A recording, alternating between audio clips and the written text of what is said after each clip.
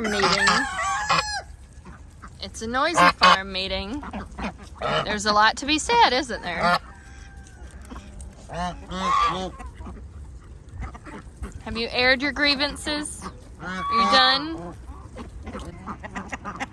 They aren't done yet. They have more to say. Yes? Well, I hope y'all are okay with it, but I gotta go to the store.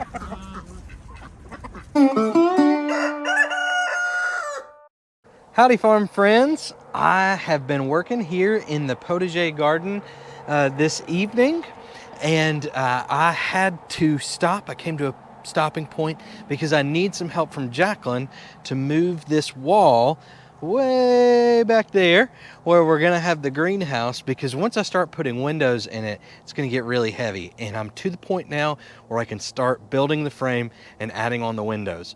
But Jaclyn actually just got back, just pulled up from a Lowe's trip where she went to get some supplies for a couple of projects we've got going on. Hey, did they have what you wanted? They did. And I know everybody is probably like, another project. Yeah, I mean, constant projects. I know.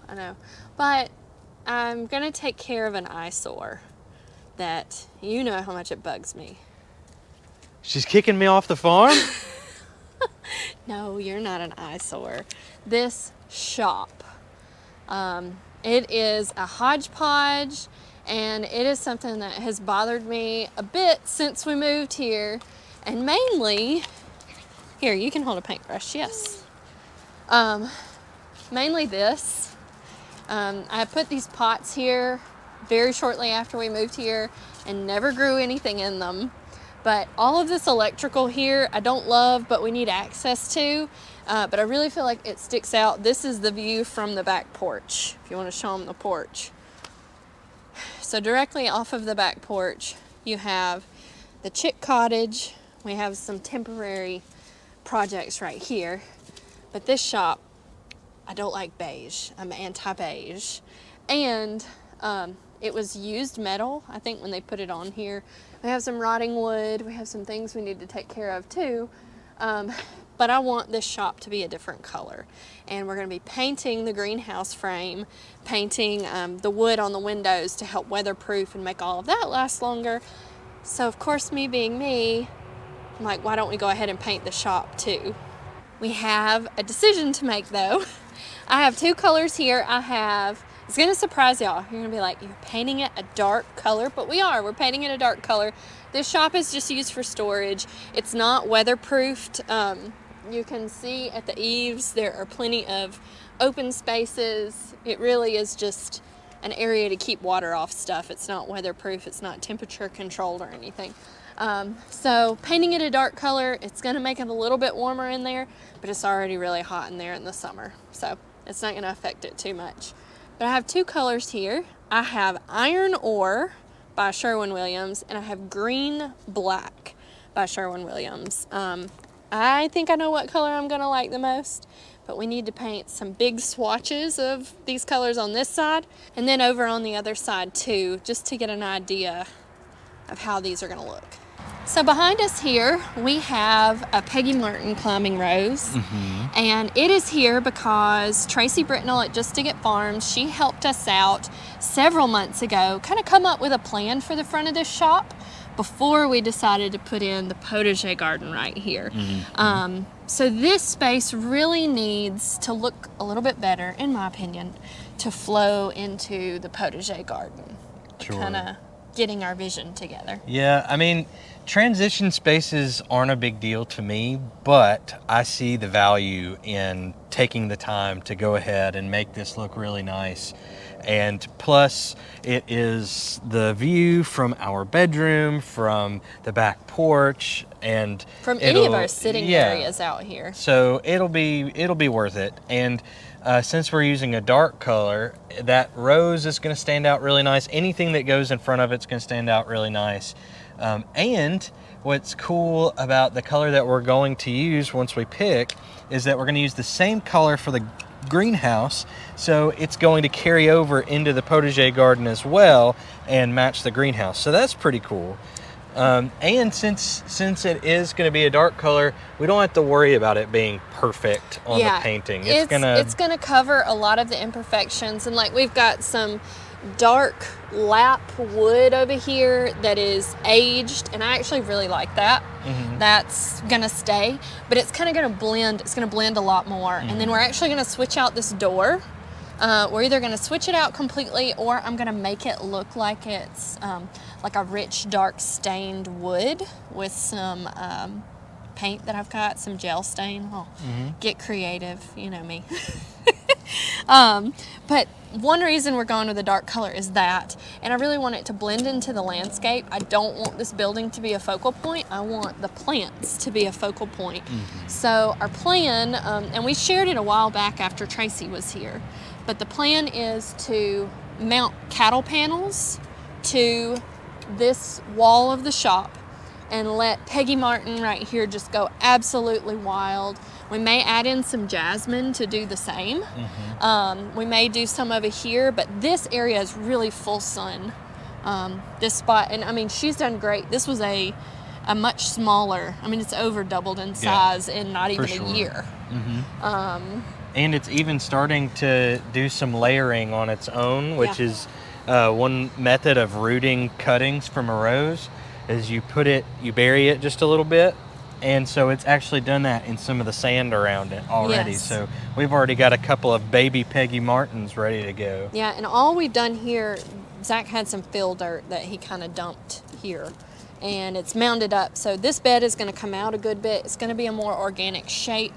So we may even bring in some of the wood that we're using in the potager garden to kind of mimic that here, as well as here. But Peggy Martin is going to climb up this building, and we're actually going to build an arch, a pergola, over this door area to let her carry over the door. And then we may plant one on the other side, but I just kind of want to see how wild she can get. Yeah, we're going to have to feed her really well this year, I think. But she's doing really well so far. And this soil is not good right here. No, and it's got not. A ton and of that's rocks what Peggy in it. Martin is famous for, really. Yeah. That's what the Peggy Martin rose is all about, is that it can survive crazy situations. And if you don't know the story of the Peggy Martin rose, Tracy Britnell at Just Sig It Farms has an awesome video describing her and giving the history of who actually rescued her from, was it Hurricane Katrina? Hurricane Katrina. There was a gentleman that took cuttings from this rose that just flourished after being submerged underwater through Hurricane Katrina. But she's got a beautiful video. I'm gonna link that in a card right up here where you can click on it and go watch it. Please do. It's excellent history. And now this rose is just all over the place. It's been propagated everywhere. I actually picked this one up at Sam's Club. And then we have another one that chickens.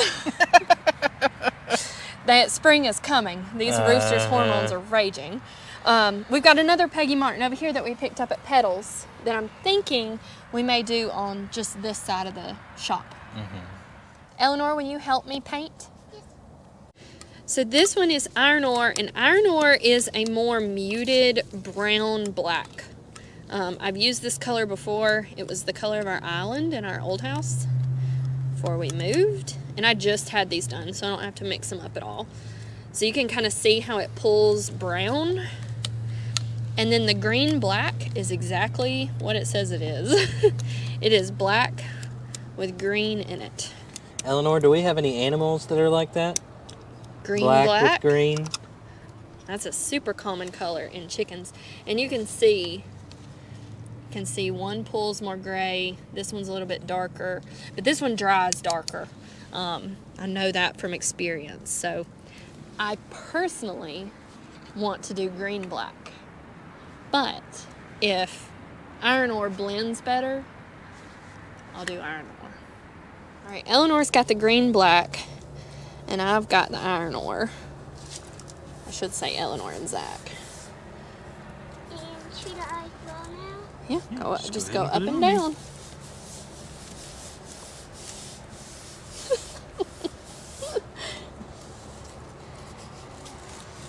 You gonna get some more?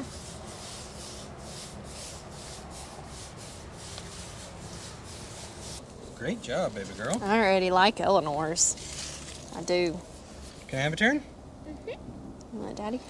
Back up a little bit and see what you think, Eleanor. What do you think? Which one do you like better? The brown's more colorish, but I like And this is going to dry a good bit darker. I really like. Are we doing them both? Hey, what do y'all think? What are you liking? We'll check back in tomorrow and see how these dry and pick a color to paint our shop and our greenhouse. Why don't you come over here right next to me if you want to help? Okay. There you go. Good job. Feels like a Horsey horsey ride. ride? Because the horse goes back.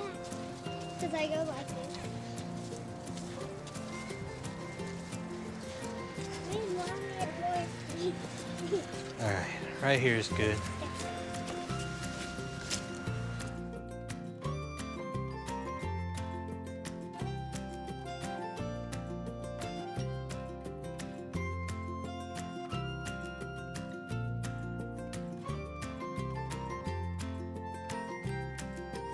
I think it'd be great for like figs and that sort of thing right there, but I don't know that we could do.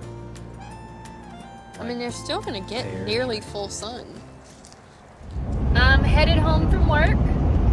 And unfortunately, even though today is just an absolutely beautiful day, we have a weather system coming in that is going to mess up our plans to get the shop painted in the next week.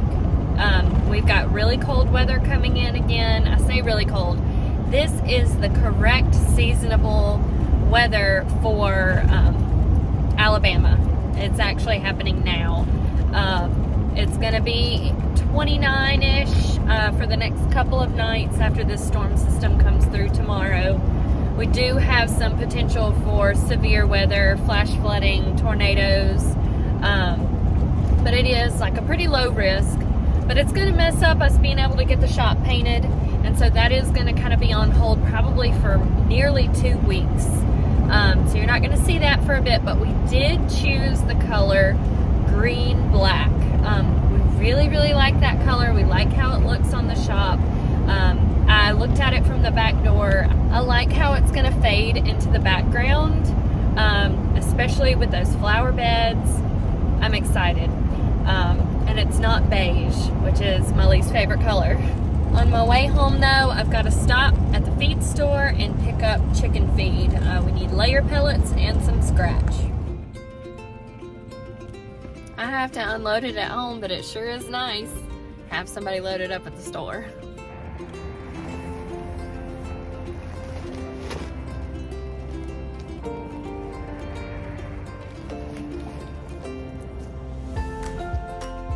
I have to share one more thing with you before you go. Eleanor and I decided to make some quick breakfast bites with duck eggs. We just scrambled the duck eggs and we used a muffin tin and we added cheese and spices and some chicken sausage. And I'm gonna show you what they look like. They got massive. All this is duck eggs, scrambled, not even with dairy, with cheese on top. They're starting to deflate now. But they were like these massive, massive muffins. And I mean, they're still huge. And I only filled the cups up like halfway with egg. So, I guess I'm learning. But gosh, these look really good. We're gonna be eating these for breakfast.